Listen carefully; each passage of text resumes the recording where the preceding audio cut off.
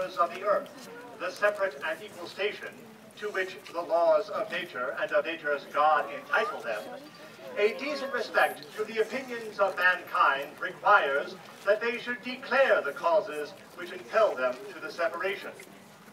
We hold these truths to be self-evident, that all men are created equal.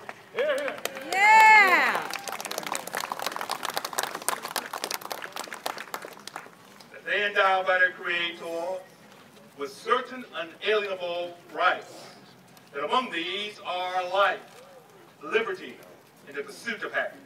That to secure these rights, governments are instituted among men, deriving their just powers from the consent of the governed.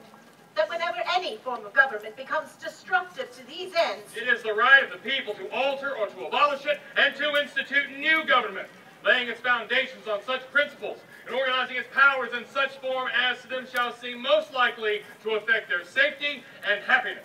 Prudence indeed will dictate that governments long established should not be changed for light and transient causes. And accordingly, all experience has shown that mankind are more disposed to suffer, while evils are sufferable, than to right themselves by abolishing the forms to which they are accustomed. But when a long train of abuses and usurpations pursuing invariably the same object evinces a design to reduce them under absolute despotism, it is their right, it is their duty to throw off such government and to provide new guards for their future security. The history of the present king is a history of repeated injuries and usurpations, all having in direct object the establishment of an absolute tyranny over these states.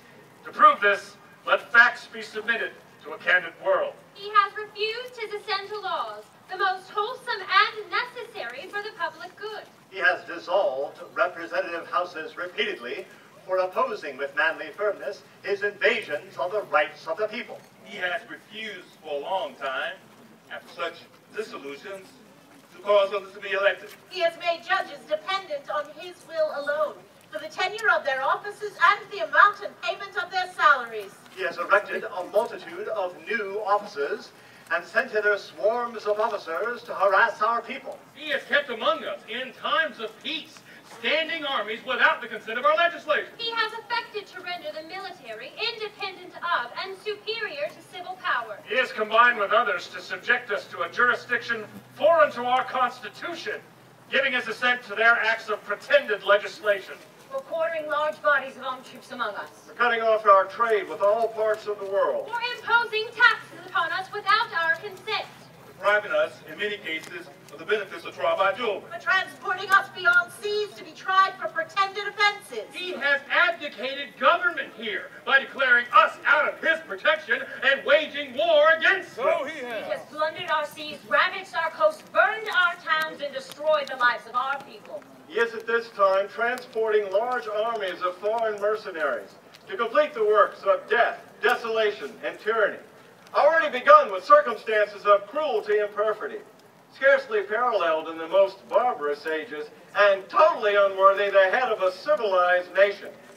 In every stage of these oppressions, we have petitioned for redress in the most humble terms.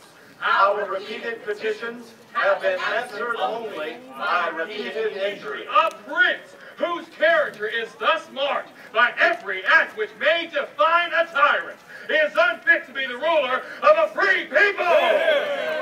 We, therefore, the representatives of the United States of America, in General Congress assembled, appealing to the Supreme Judge of the world for the rectitude of our intentions, do, in the name and by the authority of the good people of these colonies, solemnly publish and declare that these united colonies are, and of right ought to be, free and independent states. Yeah! That they're absolved from all allegiance to the British Crown, and that all political connection between them and the state of Great Britain is and ought to be totally dissolved. And for the support of this declaration, firm reliance on the protection of divine providence, we mutually pledge to each other our lives, our fortunes, and our sacred honor. May God bless these United States. Huzzah!